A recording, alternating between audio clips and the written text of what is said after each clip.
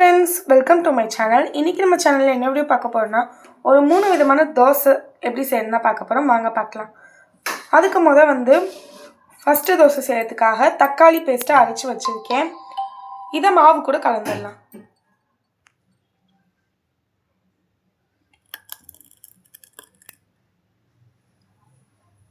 இப்போ அதை மிக்ஸ் பண்ணிடலாம்.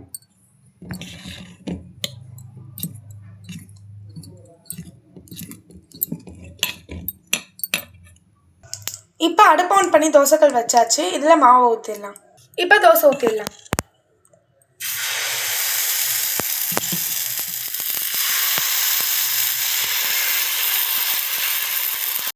இப்போ இதுக்கு மேலே கொஞ்சமாக வெஜிடபிள்ஸ் சேர்த்துக்கலாம்.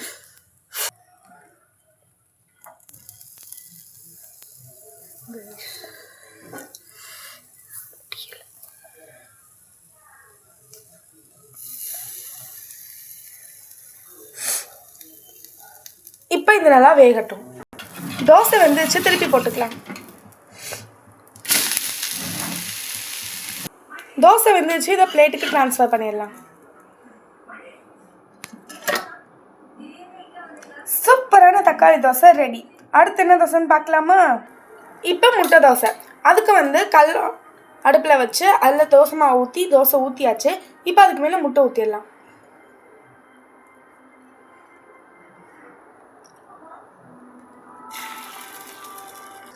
இப்போ அதுக்கு மேலே வெங்காயம், கருவேப்பிலை, கொத்தமல்லி சேர்த்துக்கலாம்.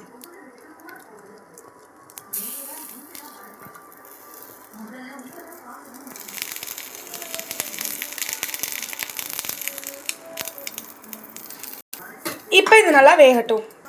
இப்போ தோசை வந்துருச்சு, திருப்பி போட்டுக்கலாம்.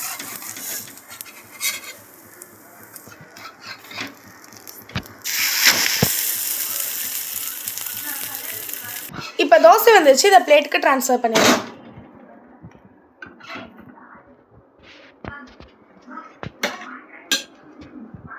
சூப்பரான முட்டை தோசை ரெடி. நெக்ஸ்ட் என்ன தோசைன்னு பார்க்கலாமா? இப்போ நெக்ஸ்ட் ஆனியன் தோசை தான் ஊற்ற போகிறோம். அதுக்கும் மறுபடியும் கல்லில் தோசை ஊற்றிட்டு அதுக்கு மேலே ஆனியன் போட்டுக்கலாம்.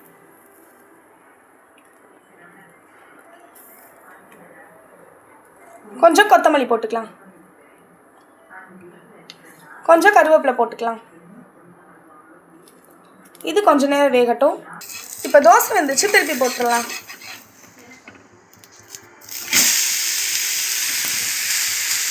இது கொஞ்ச நேரம் நல்லா வேகட்டும். அவ்வளோதாங்க, டேஸ்டியான ஆனியன் தோசை ரெடி. இதே மாதிரி நீங்களும் வீட்டில் செஞ்சு பார்த்துட்டு எப்படி இருந்துச்சுன்னு கமெண்ட்டில் சொல்லுங்கள். நம்ம நெக்ஸ்ட் வீடியோவில் பார்க்கலாம். அதுக்கு முன்னாடி இந்த வீடியோ உங்களுக்கு பிடிச்சிருக்குன்னு நினைக்கிறேன். பிடிச்சிருந்துச்சுன்னா லைக் பண்ணிக்கோங்க. மறக்காம நம்ம சேனலை சப்ஸ்கிரைபும் பண்ணிக்கோங்க.